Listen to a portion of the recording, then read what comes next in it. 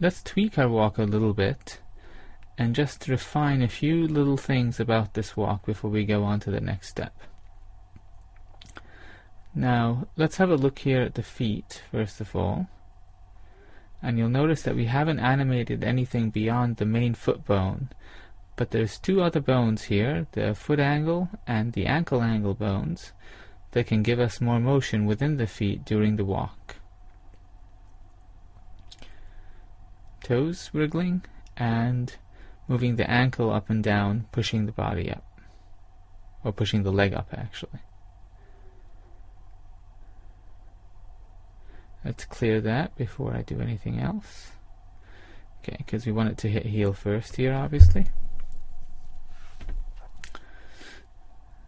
Now the foot is coming down like a block of cheese over there, like one chunk, and that's pretty boring. And this other foot is sliding up off the ground like it's made out of a bar of soap, and that's not really how we'd like to think of Mancandy's feet. So let's go ahead and do something a little bit better here. Have the heel push up and lift the foot up over the toe. So if you look at the keyframe there, and we kind of observe where the toe is sitting on the ground in the front. So make sure that we have it keyed flat on the ground here, and then we go to the down position here, and let's say the ankle goes up here at this position, and the toe is still at the same location. So basically it's just that the heel is lifted up between those two poses, and once again it's still moving up, sliding up off the ground. We can do better than that. And once again we're going to look at the position of the toe in this pose. See, so if you look here how the toe moved forward, that's not really what we want. So what you want to do is go back, and I'm going to use the cursor to point at where the toe was, and then we'll move the foot and angle it so that the toe stays roughly in the same position as the foot is lifting up. Just grab it back and grab it up. There you have it. Now we can rotate the toe down like that, creating a new key. And make sure it doesn't have any rotation here. Clear the rotation, and you have to key after you clear rotation, because auto keying doesn't work on clearing rotation automatically. So now it's much better.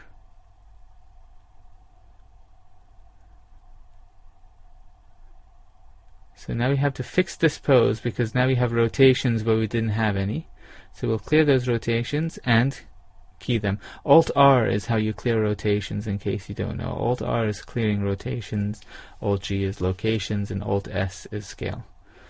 So that's basically how it works, and we can just scrub back and forward to see if you like that. And it's pretty okay.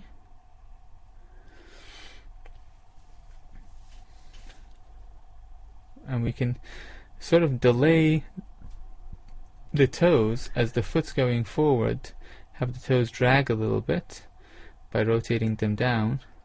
And it's nice because it gives us a nice little shape change within the foot as it goes from the first pose to the middle one, which is kind of cool. Gives it a little bit more life. And I'm keeping track of which keyframes I'm changing or adding, because later on you're going to see I'm going to have to mirror those to get the other side, the other step of the walk.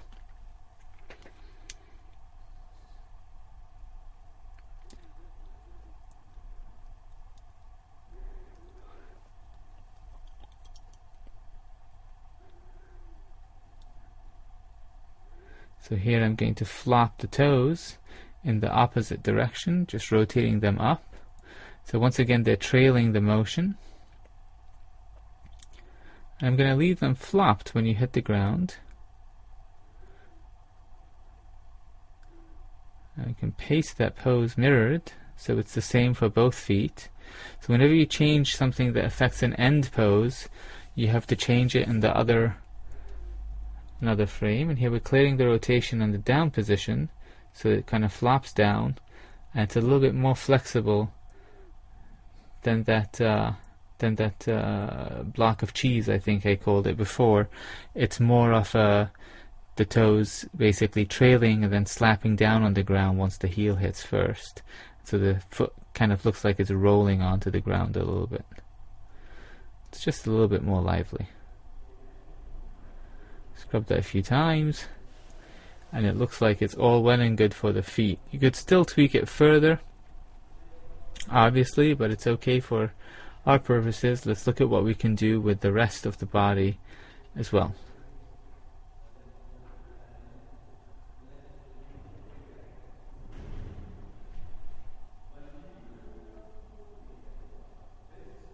So here are the arms.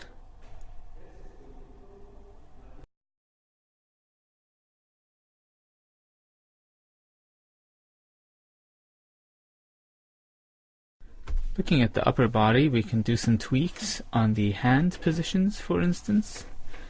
As we scrub back and forward, we can notice that the arms are moving all together. So we can do a little bit better by accentuating that the arm and hand are sort of flopping out on the extreme and actually pulling back the shoulder and the upper arm in the same pose.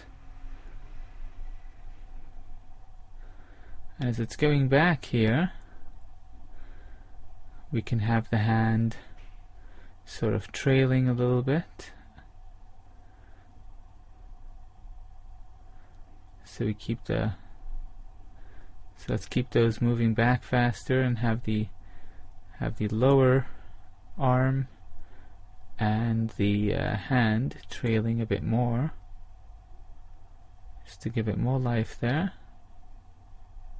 That's in the pass position again, we're changing here. And notice, because we had our original keys on the keyframe, it's very simple to tweak that pose.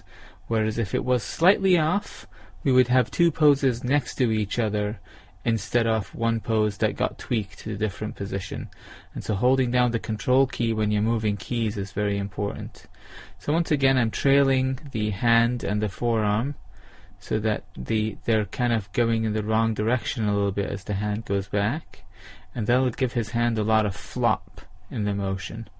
His whole arm will seem kind of floppy and flexible, and for some reason I like animating Mancandy that way. He doesn't seem like he's a very militarily rigid type of character, so doing this floppy stuff with him is pretty fun. Now, if we had changed either of the end keyframes, we would probably want to select all our keys, copy them, and then paste the inverse, paste mirror to the other side. In this case, we didn't need to, because we hadn't actually tweaked that particular keyframe.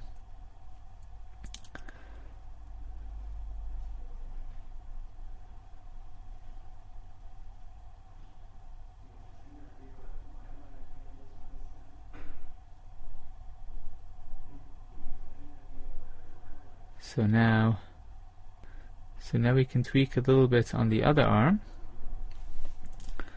As we're going back, we can delay it just a little bit, or flop it a little bit forward. Since this is where the whole thing is flopping as he's coming down, it would be fun to have his arm sort of and hand sort of flop out there. And then as they're dragging forward, have them just delay a little bit more than they are already, just by rotating the hand backward and rotating the forearm backward. And then we can scrub back and see how that looks. And then moving forward here, we can do that a little bit more, and we can really do that a lot with the hand here, so it really goes through a flourish at the end of the step, where it goes from one angle to the next. And so that's kind of cool. See how they're really floppy and flourishy now, his hands. And you can continue that into the fingers if you're doing more animation, so you can have his fingers actually also kind of trailing behind on the hands and smoothing down the line of the arc a little bit even more. We'll show an example of that in more detail later on.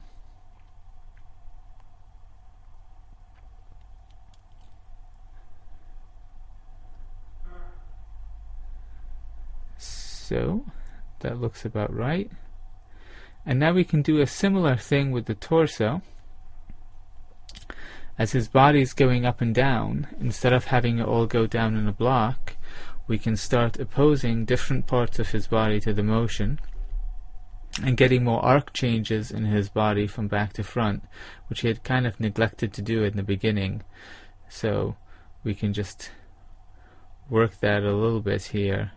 So as he's going to the up, we can actually have his middle back, going a little bit down in that pose.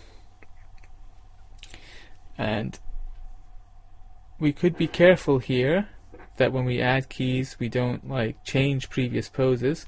In this case he had already been keyed earlier, so nothing really changed. And then we can have him trail a little bit as he's going down from the up, so he kind of holds the up with his upper body a little bit longer, and his back kind of arches as he goes through it. So it's just a little kind of a flounce almost. I'm probably overdoing this a little bit here, but just trying to show the principle of it. Really just trying to show that you can do a lot of tweaking after you've done the few basic poses for your walk, and you can actually spend a lot more time with the poses. Here I accentuated that down, but then delayed it a frame with the upper body, so his upper body sort of keeps on going down a beat after his hips have, and have him kind of oppose it when the actual hips hit their down position. So the down position for the upper body happens a frame after the down position for the hips do. And so now we have kind of a funny looking walk here. We can go ahead and look at mirroring that to the other side of Mancandy's body.